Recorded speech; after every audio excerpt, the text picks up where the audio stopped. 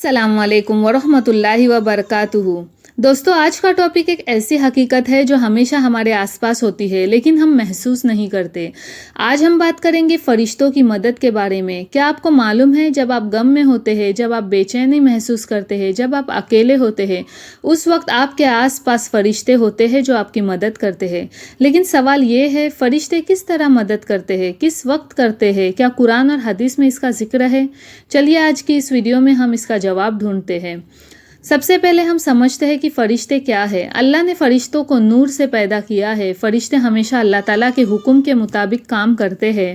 وہ کھانا پینا نہیں کرتے، وہ کبھی گناہ نہیں کرتے۔ فرشتے دنیا کے ہر کام میں لگے ہوئے ہیں۔ قرآن میں اللہ تعالیٰ فرماتا ہے، وہ اللہ کا کبھی نافرمان نہیں کرتے، جو حکم دیا جاتا ہے اسی پر عمل کرتے ہیں۔ تو فرشتے ہمیشہ اللہ کے حکم پر کام کرتے ہیں۔ اب سوال یہ ہے، کیا وہ انسانوں کی مدد بھی کرتے ہیں؟ اللہ تعالیٰ نے قرآن میں کئی جگہ فرشتوں کی مدد کا ذکر کیا ہے۔ سب سے مشہور واقعہ ہے غزوہ بدر کا۔ اب سوال اٹھتا ہے، کیا فرشتے صرف انہی زمانوں میں مدد کرتے تھے؟ جواب ہے نہیں، آج بھی فرشتے انسانوں کی مدد کرتے ہیں، لیکن کس قسم کی مدد؟ ہدایت اور سکون کی مدد۔ جب بندہ اللہ کی طرف رجوع کرتا ہے تو فرشتے اس کے دل کو سکون دیتے ہیں۔ قرآن میں اللہ فرماتے ہیں، جو لوگ کہتے ہیں ہمارا رب اللہ ہے اور پھر اس پر مستقل رہتے ہیں، ان پر فرشتے نازل ہوتے ہیں اور کہتے ہیں مت ڈرو، غم نہ کرو اور جنت کی خوشخبری سنو۔ دعا میں مدد۔ اگر آپ کسی مسلمان بھائی کے لیے دعا کرتے ہیں، فرشتے کہتے ہیں آمین، اور تیرے لیے بھی وہی ہو جو تو اپنے بھائی کے لیے مانگ رہا ہے۔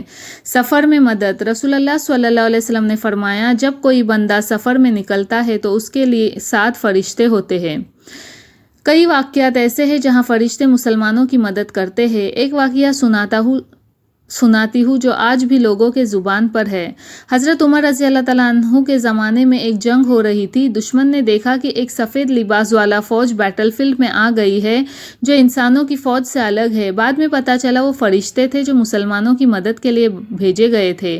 ایک اور واقعہ پیلسٹین کی شہیدوں کے ساتھ ہوتا ہے۔ لوگوں نے گواہی دی کہ جب بم گرتے ہیں تو کچھ لوگوں کو سفید روشنیوں میں لپیٹا ہوا دیکھتے ہیں۔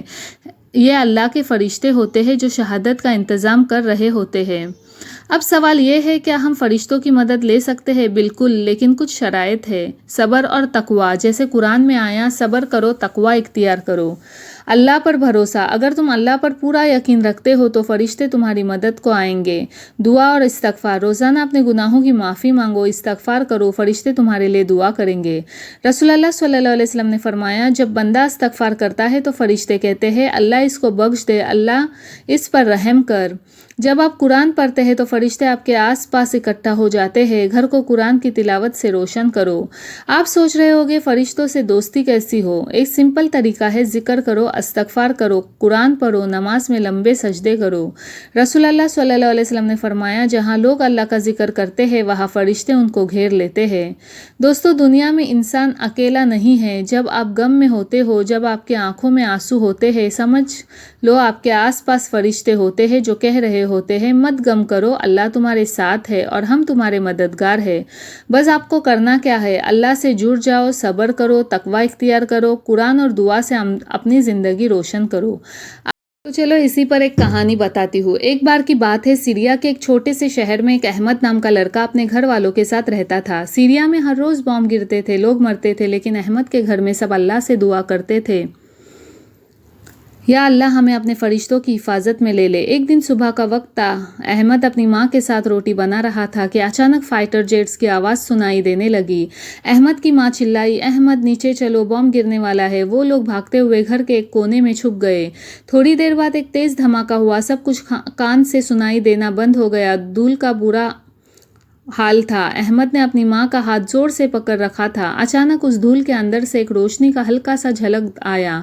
احمد کی ماں نے دیکھا ایک سفید لباس میں ایک لمبا سا آدمی کھڑا ہے، لیکن اس کا چہرہ روشنی سے چمکا ہوا تھا۔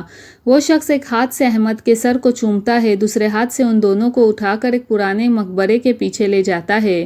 تھوڑی دیر بعد دوسرا بم گرتا ہے، بالکل ان کے گھر پر۔ پورا گھر مٹی میں مل گیا۔ احمد کی ماں نے دیکھا کہ وہ شخص ان دونوں کو دیوار کے پیچھے لے آیا تھا۔ اس شخص نے مسکراتے کہا، مت گھبراؤ، اللہ تمہارے ساتھ ہے، اور پھر جیسے وہ روشنی بن کے آسمان کی طرف اڑ گیا۔